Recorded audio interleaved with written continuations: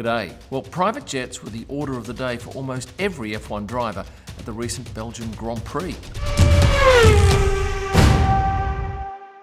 The action started on the Wednesday prior to the race, with one of the first to arrive being the pair of Mercedes drivers in George Russell and Lewis Hamilton. They arrived in an Embraer E190. And where had they come from? Stuttgart. They landed at Liège Airport just prior to 8 p.m, and off the plane first was Sebastian, Mercedes photographer, then Charlotte Davies, who works as George's press officer, Mark Hines, who is Lewis's manager, then George, and finally Lewis. They arrived at the General Aviation Terminal, which is the private part of the airport, and as such, their cars were allowed onto the tarmac. So they just had short walks to their cars. Greeting Lewis was his French security guard, and George had the Mercedes driver. And were they the first two drivers to arrive? No, actually there was one driver that arrived earlier in the day, and that was Esteban Ocon. In fact, I was down meeting some of these lovely people who were out there for hours and hours hoping to catch a driver leaving the General Aviation Terminal, but then at some point they all got wind that Esteban was heading over to the commercial terminal. Clearly, the airport expects some level of fans here because they've got fencing set up for celebrities and drivers to walk from the terminal straight out to cars. And while there's a line outside, there's also a line inside, and Esteban Ocon is behind me, and he's spending time with every single fan. By the time he gets to his car, he's going to probably spend 25-30 minutes with them. Well, Esteban's just added some value to that Renault behind us by signing the dashboard. How many autographs and selfies do you think you did? I did everyone, I think. How many? I stayed a good 45 minutes. Yeah, well, that's an epic effort. Isn't he a champion? Oh, he's upgrading. So Esteban and the two Mercedes drivers were the only drivers to arrive on the Wednesday. The real action happened on the Thursday. Fred Vasseur was the first to arrive in a Bombardier Challenger 350. This one is operated by VistaJet, which is a sponsor of Ferrari. It arrived on Thursday at 9:10 a.m, and coming out of this plane was Gunther Steiner first, followed by Fred Vasseur, team principal of Ferrari, and then Laurent Mekies, who is the team principal of VCARB, followed by a whole host of key Ferrari people. And then, what is the drive to the track from there? It's about 44 minutes, 43 if you get a good run. And everybody in this video was met on the tarmac by a driver and whisked straight to the track. Next to arrive was Fernando Alonso in the same jet that he arrived in last year. This is a jet that will seat 10. It's based in Nice. I've seen these advertised for around $15 million US. And the beauty of this aircraft is inside, it's 1.9 metres high, so most drivers will be able to walk through there without any problem.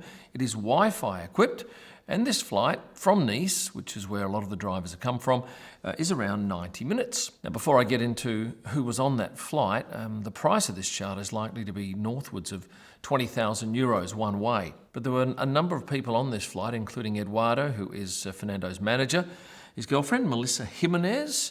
Here's Fernando, dressed in, I gather, a boss outfit, along with Oscar Piastri, who gets off the plane to meet his security guy. Nico Hülkenberg was there, and also Valtteri Bottas, and Tiffany Cromwell, his girlfriend. And just prior to Fernando arriving, a Cessna Citation CJ2 arrived. This aircraft came from London's Biggin Hill, and on board was Andrea Stella, team principal of McLaren. You're looking now at a Cessna Citation XLS landing at Liège, and on board this aircraft we had Alex Albon, followed by Daniel's trainer Pirou Salmela, then Daniel Ricciardo, and Lando Norris also making up the trio of drivers there. He headed straight over to his security man, and if you're contemplating how much it might cost to run one of these aircraft once you've bought the thing, anywhere from $9.40 a mile up to about $12 a mile. And do any of the F1 drivers own their own jets? Only one. That is Max Verstappen. Let's go to him now. He was one of the last drivers to arrive on the Thursday in his very own Dassault Falcon 900. He took off from Nice Airport, and about 80 minutes later he landed at Liège, and on board with him was his father. Next up, Pierre Gasly was on an Embraer Phenom 300. He arrived from Milan. On board with him was his trainer, Ben Thorne, and his photographer. Oh, and I did not see the Honda jet at all this year. Last year, they took a number of Red Bull people on that jet, which was a much smaller jet than most we see the drivers on. Ferrari's two drivers arrived on the same Embraer Legacy 650. The aircraft had come from Nice earlier in the day, And both of the drivers had separate cars which they took to the track. And as you can see here, Charles arriving in casual clothes but quickly donning the Ferrari shirt and being handed a cap. Lance Stroll was on board this aircraft. This is a Bombardier Challenger 604. It had arrived from London, and not long after that we had Sergio Perez on board the exact same model aircraft, arriving just after midday, having taken off from Madrid a couple of hours prior. And the final arrival was Christian Horner on board this Bombardier Challenger 3500. He was travelling with Max's engineer, Giampiero Lambiase. And that flight originated in Oxford in the UK, which is not too far from where Christian lives. Now, while I was out at the airport for a few hours on the Wednesday, this vision was taken by Peter from F1 Private Jet Spotter. And he tells me he might also be doing the same thing at Monza. Come to the airport, you see a lot of private jets in action. And then to see who is on board as well is also quite interesting. Last time when Lewis Hamilton came in with his private jet, he actually parked it inside the hangar to disembark there instead of on the tarmac itself. Now those drivers arrived over probably 18 hours. But after the race, they all left within the space of a couple of hours. It was absolute bedlam out at the private terminal. So let me go through who went where after the race. The first to arrive back at Liège Airport was Lewis Hamilton in this helicopter, an Aerospatiale AS350. It's about a 10-minute trip by air to the airport, and as you probably saw in my post-race video, Lewis didn't hang around very long. There was supposed to be a celebration out front of Mercedes garage for George, and then of course George was disqualified, and by that time I think Lewis had to head off. And so there was no celebration for their win. He then boarded a Cessna Citation XLS and headed off to Bodrum in Turkey. And who is the female with Lewis here? Well, that's his trainer, Kylie Tonich.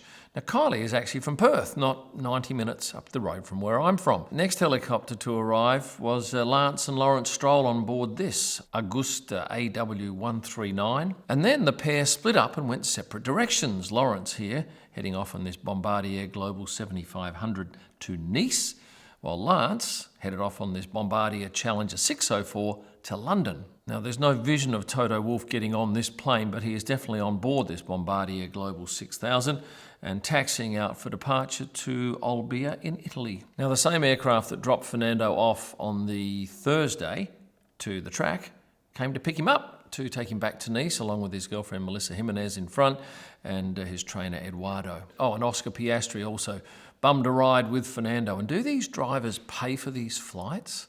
Well, it just depends. Some of the drivers are given an allowance for travel, and if they wanted to go by bus, which they would never do, they couldn't save the money, but if they want to go private, sometimes they would have to stump up some money out of their own pocket. Other times, a driver, say like Oscar here, might just say to Fernando, how much do you want for me to catch a lift? And he'll say, right, well, you pick up a sixth of the flight, and the team will just pay that.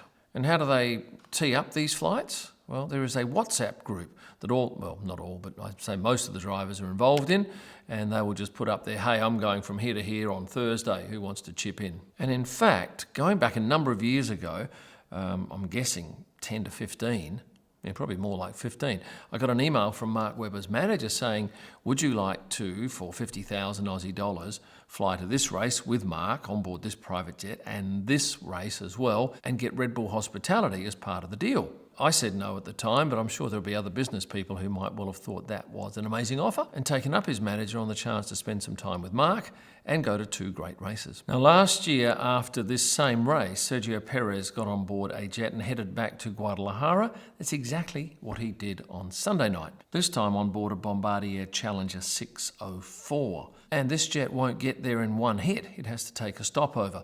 Last year, that was done in Montreal, from memory. And what might a flight of some 13 or 14 hours cost on a private jet? Hard to tell, but I'm guessing 150,000 euros.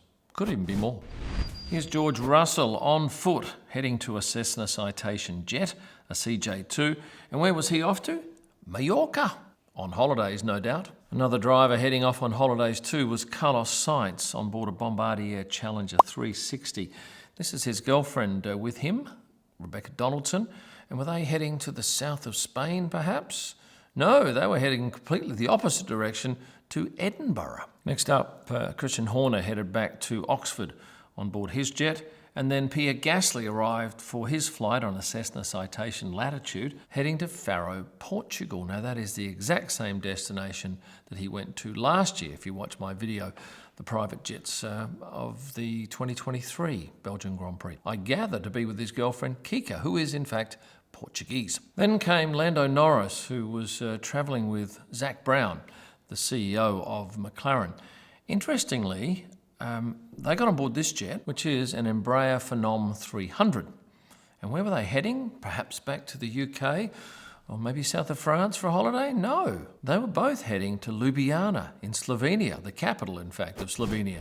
So that's most of the drivers and a number of the team principals, all travelling private. And if you're wondering what the attraction is of travelling private, and I've done it once, thoroughly loved it, it is the saving in time. And when you're an F1 driver and you have so much to do and such little time to do it in, saving 2-3 hours here and there is often worth paying the extra money. And given that they're on pretty good money, it's not that much of a dent in their pocket, especially when a number of them share a jet. And the other consideration is security. For a driver like Lewis Hamilton to be in an airport with thousands of people, that's not a smart move. He and most of the drivers would just be besieged by autograph hunters and selfies, and it has the propensity to get well out of control. And do they always travel private? No.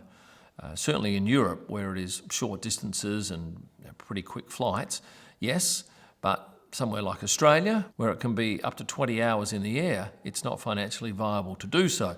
And so then they would be in first or business class on reputable airlines. I imagine you've learnt quite a bit out of this video, so as a favour to me, for those of you who are not subscribed, please, can you join the clan, hit the subscribe button, or at the very least, please like the video. And remember too, if you're looking for merchandise or any of my extra content, this is where you need to go. Thanks for watching. And stay passionate! To test the volume levels of this, you pretty much just simply got to go on here and press these buttons and then hope that the thing is going to work properly, and I think this will work properly.